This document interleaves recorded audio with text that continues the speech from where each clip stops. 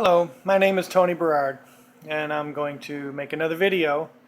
This is going to be a fireside chat.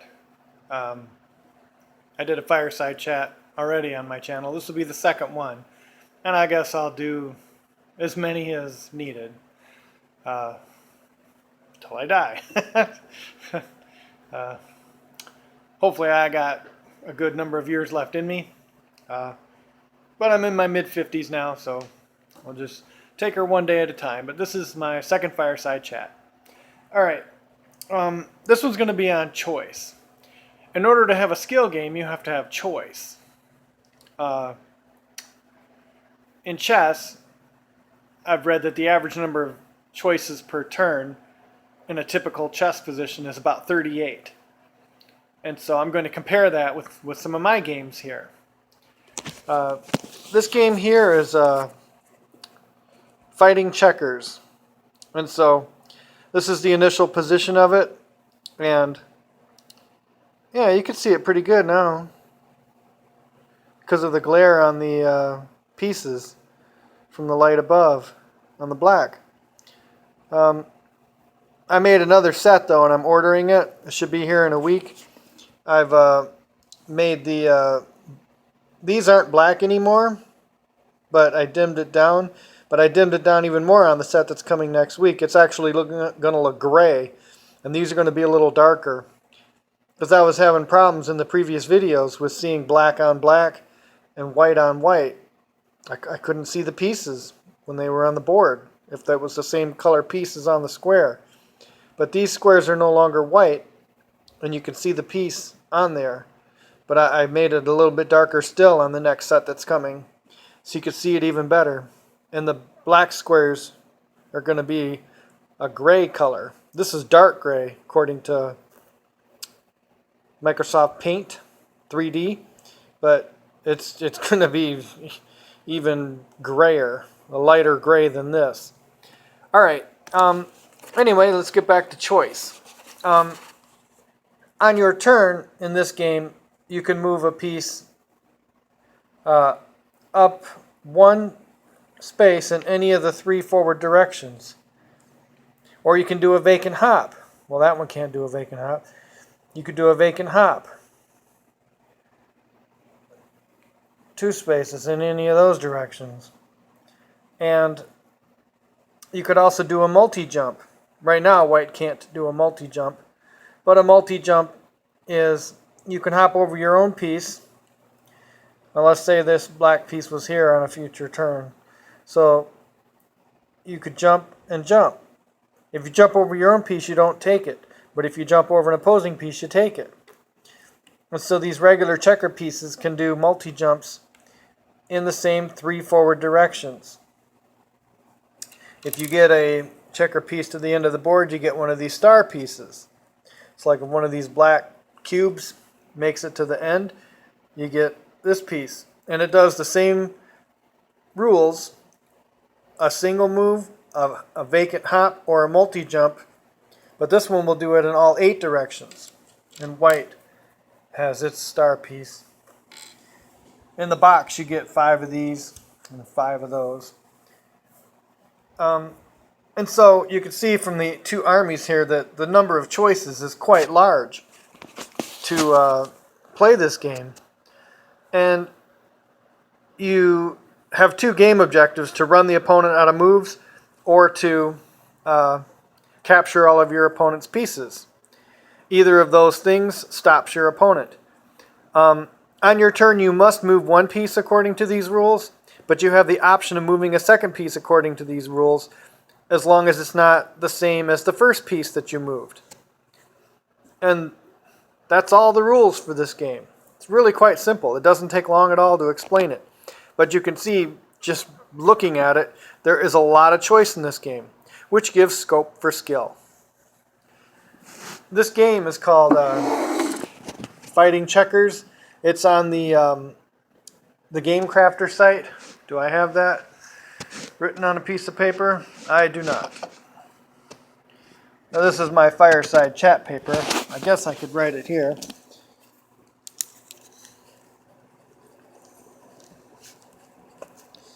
thegamecrafter.com.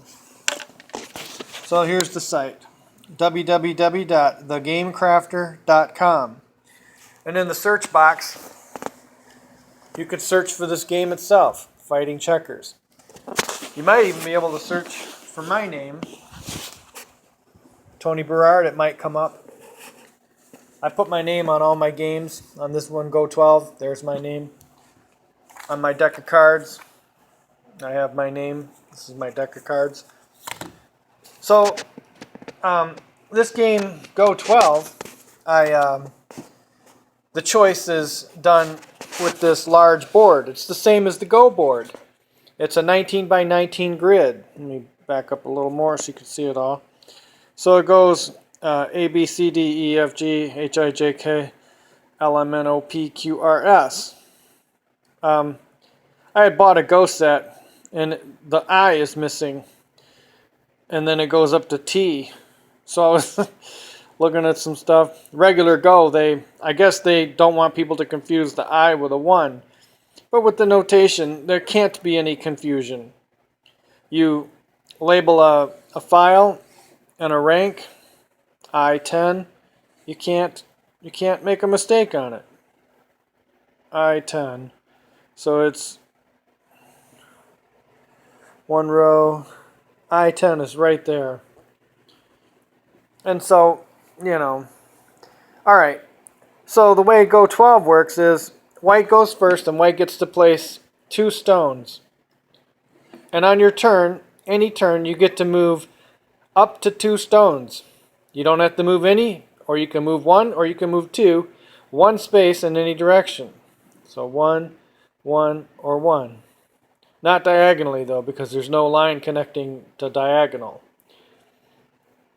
So you can move, after you place that, you can move 1 and move the other. And that would be your turn. Then black, and every turn thereafter, for white and black, you get to place 4 pieces. When I was playing a buddy of mine, we would set 4 pieces like this off to the side, and then this little group you could place, and when you placed all 4, then you knew your turn was over, unless you wanted to move. So black, you can see the number of choices. With this game, the board starts out as full, and you play to empty it. In this game, the board starts out as empty, and you play to fill it. And so, black can place 4 pieces. Let's say he places them there. 2 here and 2 there. You can see the number of choices is amazing. Because the number of possibilities is just incredible. And then white gets to place 4 pieces. Let's say black didn't move any. Now maybe white wants to do something like this.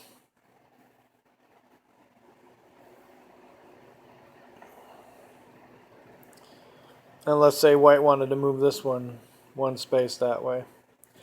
So that could be white's turn. And you continue along. The idea, or the objective of the game is to get a 12. A 12 is a 1 by 12, either horizontally, vertically,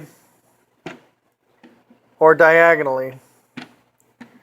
That's the only orientation where a diagonal is allowed. So 1, 2, 3, 4, 5, 6, 7, 8, 9, 10. So 2 more. 1, 2.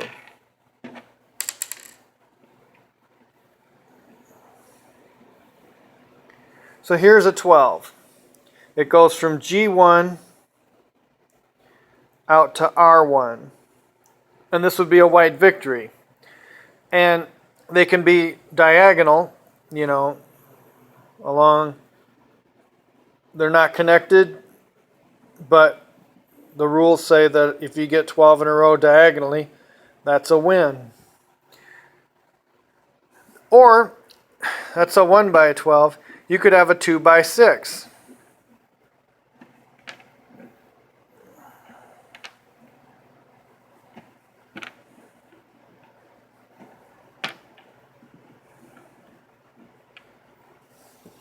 So there, it's not very pretty, but that's a 2x6. Or you can have a 3x4. There's 2 orientations for 2x6 and 2 orientations for 3x4. Horizontal and vertical, not diagonal. The only diagonal one allowed is the 1x12. And so that's a 3x4. Or a 4x3, however you want to say it. And so that would be a victory for white.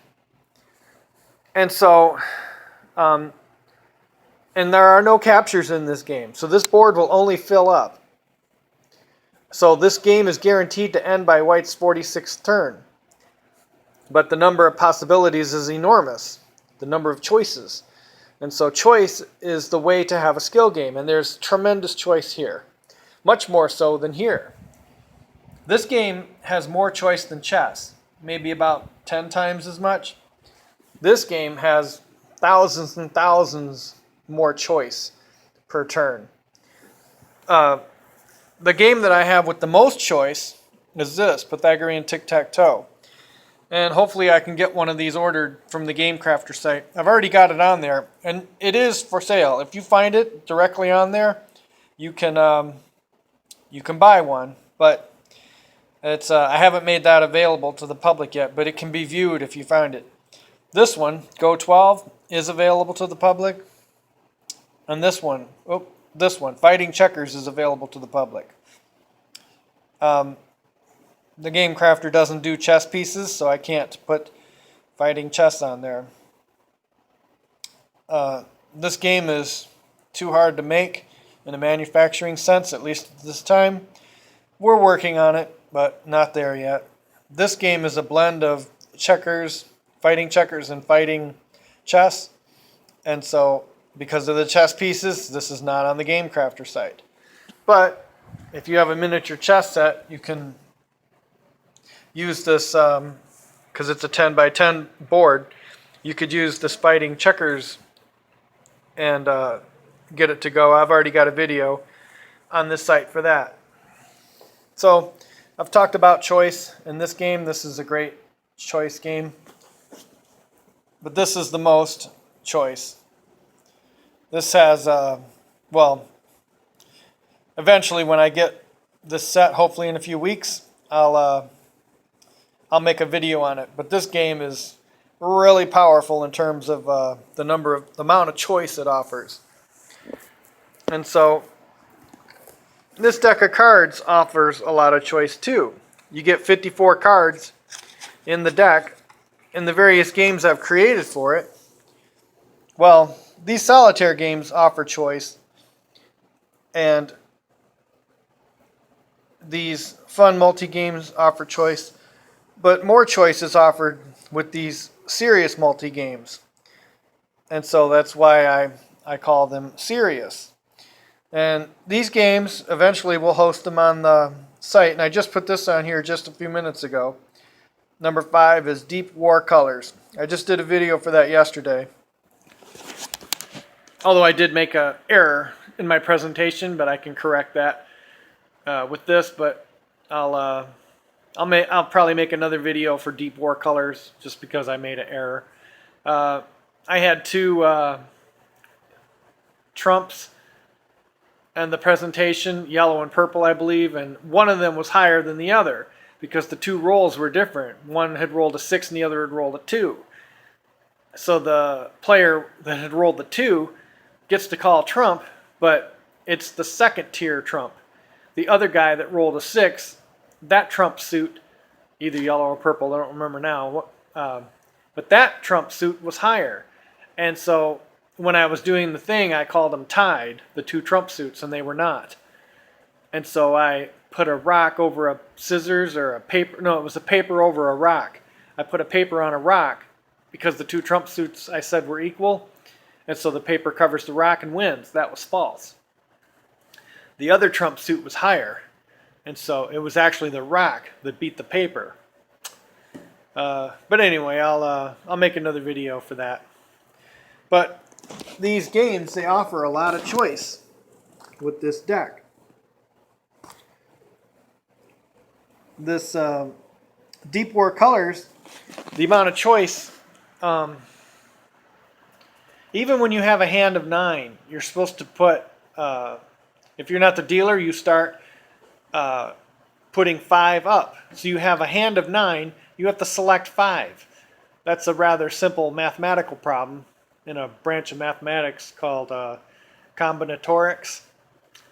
And anyway, the formula, you crunch it out, it's pretty easy, and it comes to 126 choices. So there's 126 ways to take from a hand of 9 and put out 5 cards. So that's more than the choices, average choices per turn in a game of chess. Of course, in a game of chess, you know, the choices become protracted as the game rolls along, and it's not any different really with this Deep War Colors, because it keeps going every time with you have to make a choice of 5. So you get like basically 126 choices per turn. And with after the person puts out their 5, then you have a hand of 9 and you have to put out 5 on top of those 5. So I guess there's more than 126 ways to do that, because that's permutations, because the order does matter for that player. So you want to try to maximize the number of times that you win the tricks. But you have to have an eye towards the next 4 that's coming, because after you place your 5 cards on top of the other person's 5 cards, then you have to put your other 4 cards out there, and the opponent tries to see how many tricks he can take of those 4. There's only one difference between 5 and 4, so the dealer's advantage, you know, isn't that great. It's a little bit, but it's not like overwhelming, 5 versus 4. It happens for the entire deck, so there's 3 full hands that it happens with, so I guess there's an advantage of 3 if you multiply it out, but still, the players alternate being the dealer, and each player gets the equal number of times at being the dealer, so the game is fair from that perspective.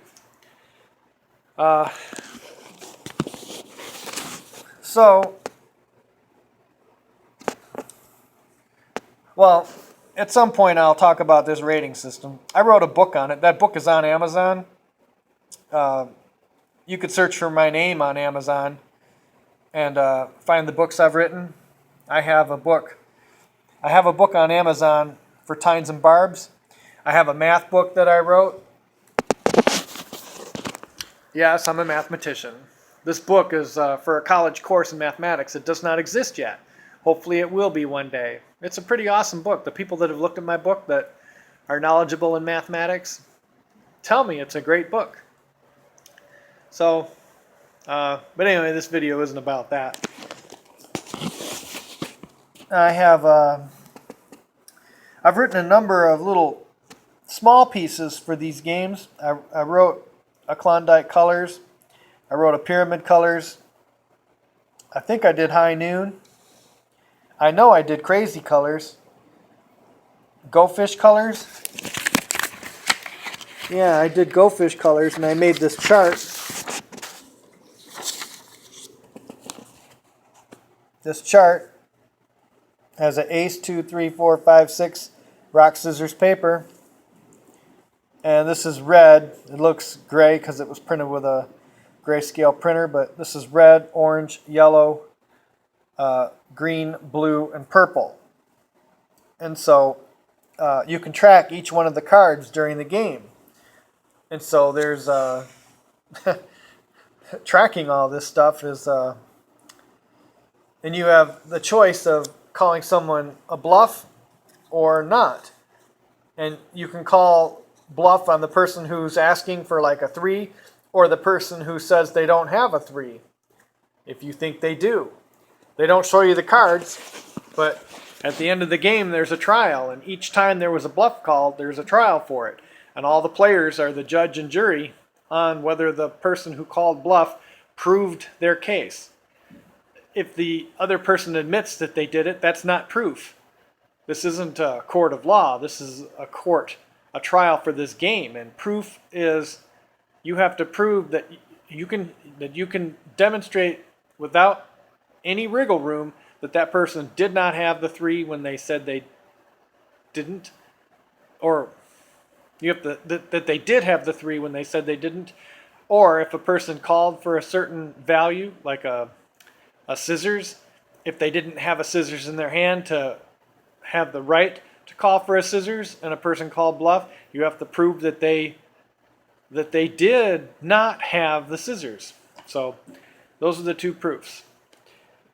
So anyway, that was my fireside chat. I guess I wanted to talk about these bidding mats and stuff, but I'm running out of time. I'm working on another game too, because with this game, it's on the Game Crafter site, Modern Colors Bridge, a new card game. There's a lot of potential in here. You get this deck of cards, you get all these dice, 4 dice of each of the 6 colors, and you get this white die. And you get these 6 bidding mats. I used 2 of the bidding mats and 2 of the colored dice to make this, not this game, Deep War Colors. And so, if I can make a few more games with these dice, that would make this Modern Colors Bridge quite the deal, because then you could play so many games with it, not just Bridge. Although the Bridge game I built for it is amazing, and there's a lot of choice in that game too. So, a lot of scope for skill. Alright, well, this is Tony Berard signing off.